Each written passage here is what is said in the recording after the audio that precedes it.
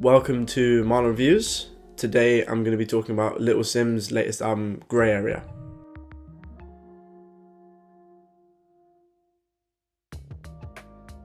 So for those of you who might not be aware, Little Simz is a rapper and singer from North London. She's been picking up quite a bit of momentum in the last few years. She's already performed with established UK artists like Estelle and Kano. She's even gone on tour and supported massive US stars like Nas and Lauryn Hill, and she's even got a co-sign from Kendrick Lamar. Whilst I was aware of the raw and immense talent Little Simz possessed, I couldn't say I'd found an album or project of hers I truly loved. Her last album was Stillness in Wonderland, and whilst it was definitely a solid project, it wasn't something I found myself regularly returning to. Nonetheless, the album showed that Little Simz was clearly a massive talent in the UK hip-hop scene. And then Grey Area came along and just blew every expectation I had out of the water. So on the first song is Offense, and the first line we hear is "Me again, allow me to pick up where I left off." A theme that I find runs through the entire album, which I feel this line encapsulates, is honesty and confidence, and being confident in being honest as well. The whole album oozes with wisdom coming from a place of youthfulness, but the instrumental palette couldn't be more different. So the type of instrumentals that appear all over the album is not one you'd necessarily expect to hear someone from North London spitting over.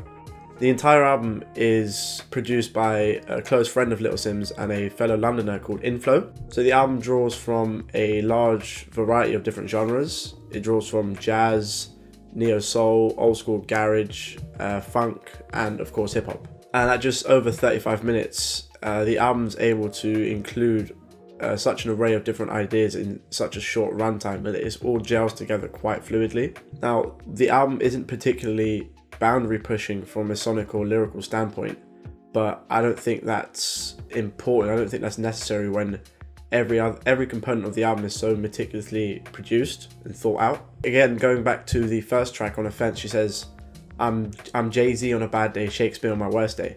And it's a witty indicator of how confident she is in her own ability.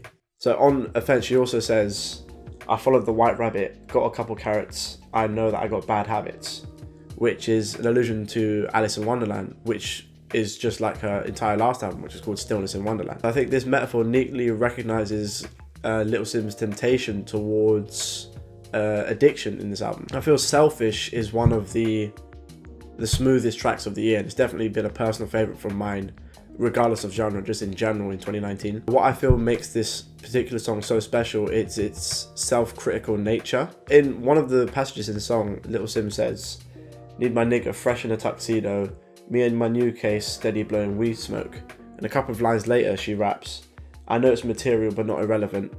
All this here I worked for, not inherited." I feel with this Little Simz, she recognizes her attachment and love for material things, but what's important is that she goes on to justify her attachment to material things. When she says worked for and not inherited these things, she's recognizing that she values these material things because they may be things that she was deprived of as a child. The chorus of this song recontextualizes the verses that precede them as well. The chorus simply goes, "My best friend is I'm so selfish." Rather sarcastically, Little Simz is agreeing with the critics in her life. The verses in the song justify the chorus, and the chorus serves as a critique of the verses that have preceded them. I think this is a rather beautiful example of the raw and human conflict that Little Simz is experiencing all over Grey Area. So I think Venom is Little Simz at her most ferocious and virtuosic as well on the album. I feel Venom it's like a mind-blowing display of pure, raw, feminine power in musical form. For a lot of people, the standout line is where she says, "They would never want to admit I'm the best here from the mere fact that I've got ovaries. It's a woman's world, so to speak." This is a scathing shot at the male-dominated rap industry, which is afraid of ambitious women who could not only go toe-to-toe for men, but possibly be even better than them. She also raps, "So I cut into the depth when I dig deep." She's telling her critics who claim that she's out of her depth that she's even more willing to go down the proverbial rabbit hole just to discover how good she can truly be. On a purely technical level, the rapping on the track is insane. So in the third verse of the song, Little Simz goes into fifth gear, and she's got this insane cadence and rapid fire flow, which is almost like it puts you in a trance. 101 FM is like this whimsically nostalgic trip down Little Simz's memory lane, backed by this playful instrumental which sounds like an electronic East Asian sample. And over this beat, Little Simz reminisces about her childhood. She speaks about learning to rap from her idols like Dizzy Rascal and Busta Rhymes. She remembers playing on her PS2. A song like this, it's a relatively simple concept, but it's pulled off with such care and precision that the simplicity of it becomes irrelevant. The album gets particularly personal on the song Sherbet Sunset. Sherbet Sunset tells the true tale of a failed relationship that's full of lies and deception. Little Simz raps, "It's hard to talk about something that I don't believe in. LOVE, can you tell me what's the meaning? I've been dreaming." Little Simz going through this heartbreak has rendered her belief in true love or true connection to be almost meaningless. Little Simz opens herself up on this track more than any other on the album. It's full of anger, regret, and pure honesty.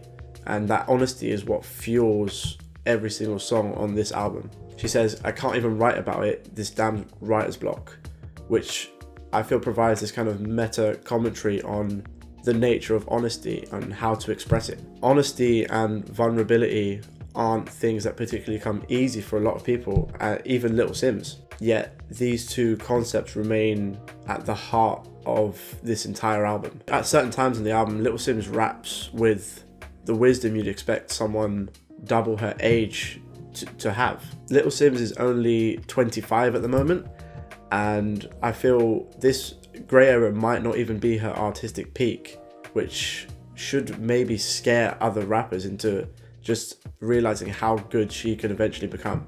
As good as this album is, unfortunately, it still remains that female rappers, especially in the United Kingdom, are severely overlooked and underrated. For example, this album only managed to reach number 87 on the UK album charts. When there are talents like Little Simz that exist, the music industry should be doing everything they can to push and promote this talent regardless of their gender. Some may say that Little Simz' rise has coincided with the revival of popular grime music.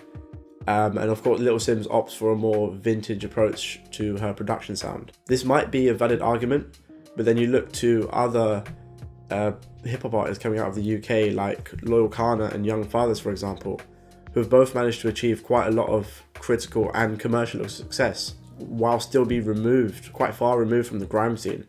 I'm not taking anything away from these two acts. I personally think they're both extremely talented. Just to hammer home the point about them reaching this commercial success while steering away from the popular grime trend in UK hip-hop at the moment, they've both been nominated for the Mercury Prize, and Young Fathers even won themselves in 2014, I think. What this says to me, like Little Simz quite succinctly puts on the album, men don't like pussy and power. Rightfully so. Little Simz doesn't like herself being referred to as a female MC, but it's such a hot topic for a lot of people that she has no choice but to address it in her music. With Grey Area, Little Simz has finally managed to find her perfect niche, and I feel it works brilliantly. And I think that niche is simply pure honesty and technical prowess, and it meshes together so well on Grey Area. The album manages to feel both extremely fresh and vintage and nostalgic at the same time. I feel Grey Area proves not only that Little Simz is easily capable with holding her own against any of the male rappers in the United Kingdom, I feel it's proved that she is arguably one of, if not the best rappers working in the country today. Grey Area is definitely one of my personal favourite albums of 2019 so far, and I'd probably be inclined to give it a 9 out of 10. Thank you guys for watching. Make sure to let me know in the comments below what album you think I should review or analyse next. And make sure to like, comment and dong the bell, and I'll see you next time.